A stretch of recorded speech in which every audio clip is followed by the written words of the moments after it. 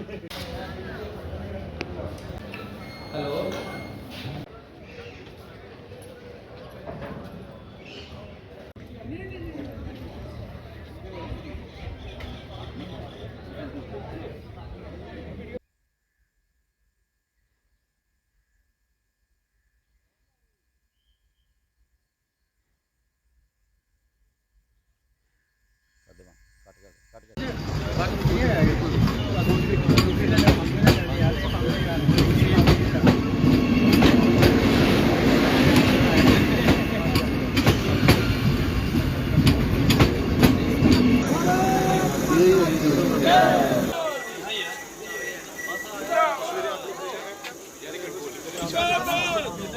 भारत माता की जय, भारत माता की जय, भारत माता की जय। जिंदाबाद जिंदाबाद विकास पुरुष डॉक्टर साहब जिंदाबाद, विकास पुरुष डॉक्टर साहब जिंदाबाद, विकास पुरुष डॉक्टर साहब।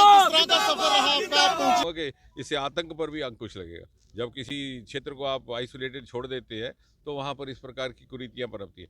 लेकिन एक बात जिसका मुझे लगता है कि विश्लेषण हमारे पत्रकार भी करेंगे और इतिहासकार भी, कि जम्मू में रेलगाड़ी 1971-72 में पहुंची थी, कठुआ से छू करके जाती थी वो।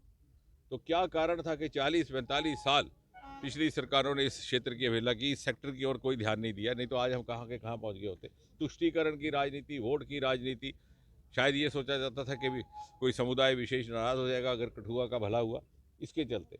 और 2014 के बाद मोदी जी ने प्रधानमंत्री का पद संभालते ही सबसे पहला काम किया कटरा के रेल स्टेशन का लोकार्पण, और ये आज कुछ ही महीनों के बाद कश्मीर घाटी भी वहाँ की शेष भारत। तो कहने का तात्पर्य ये कि ये हमारे समय एक ऐसा, मोदी जी ने जो आपसे वादा किया था कि जो क्षेत्र अवहेलना के शिकार हुए हैं उनको बराबर की सतह पर विकास करके लाया जाएगा, वो मोदी जी ने करके दिखाया। उसका आभार भी, और उससे हमारी उम्मीद भी बढ़ती है।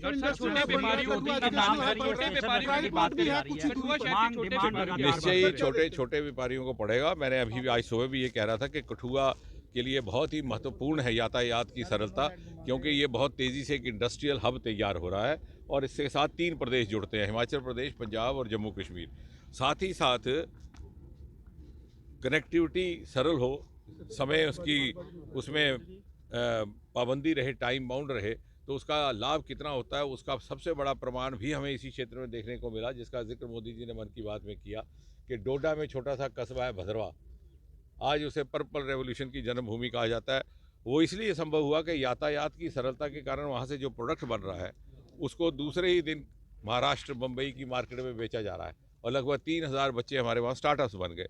तो आपका कहना ठीक है कि जब ये सरलताएँ आएंगी और हमारे बच्चों को भी व्यवसाय के नए साधन, सरकारी नौकरी से बाहर, और साथ में जो नशाखोरी और इत्यादि जैसी कुरीतियाँ उनसे भी दूर रहने का एक विकल्प रहेगा। जिस तरह से आपने मुख्यधारा की बात करी सर, असम में उल्फा का एक पूरा गुट, नहीं वो तो वो धीरे धीरे अब उधमपुर के रेलवे स्टेशन का भी कैप्टन तुषार महाजन के नाम पर हुआ, और शायद वो पहला स्टेशन है पूरे देश में जहाँ किसी शहीद सैनिक के नाम पर हुआ है, और साथ ही साथ वो अमृत स्टेशन के रूप में भी डेवलप हो रहा है। हमने वो परिवर्तन होता देख भी लिया है और आने वाले समय में और ज़्यादा होगा, क्योंकि हमने कुछ एक बंदिशें रखी थी, यातायात की, कनेक्टिविटी की बंदिशें, मानसिकता की बंदिशें, अपने आप को बांध के रखा था अनावश्यक बंधनों में।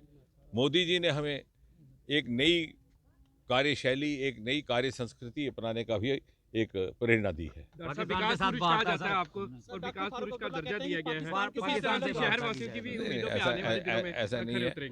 मैं वो तो खैर उनकी उदारता है, लेकिन देखिए आज आने वाले समय में सार्वजनिक जीवन में क्या अर्थ रहेगा, मैं युवा अपने साथियों को भी कहता हूँ। डॉक्टर फारूक अब्दुल्ला कहते हैं पाकिस्तान के साथ डायलॉग करो। सर, कठुआ के लोगों की मांग है कि कोरोना से पहले है वो बात रखी है रेल मंत्रालय में। हुआ क्या कि बहुत सारी गाड़ियों के स्टॉप रुके, उसमें हमारी हेमकुंड भी थी जो ज़्यादा। अब वो कह रहे हैं कि चूँकि नई रेलगाड़ियाँ हमने बहुत सारी शुरू कर दी हैं और हमारा खर्चा बढ़ गया और एक एक रेल को स्टॉप रखने के लिए 2-2 करोड़ रुपया लग रहा है। मैंने फिर भी निवेदन जारी रखा है। हमने तो ये भी निवेदन किया है कि जो डिवीज़न हेडक्वार्टर है फिरोज़पुर में, उसको भी ला करके कहीं जम्मू उधमपुर की तरफ लाया जाए, क्योंकि वो उस ज़माने में स्थापित हुआ था जब केवल 2 रेलगाड़ियाँ चलती थी, एक श्रीनगर एक्सप्रेस जो अब झेलम एक्सप्रेस हो गई, जम्मू मेल। अब तो यहाँ दर्जनों है। लेकिन मुझे लगता है कि आने वाले समय में ऐसा होगा। अब तो चूँकि चुनाव वगैरह आ जाएंगे, लेकिन मार्च अप्रैल के बाद उन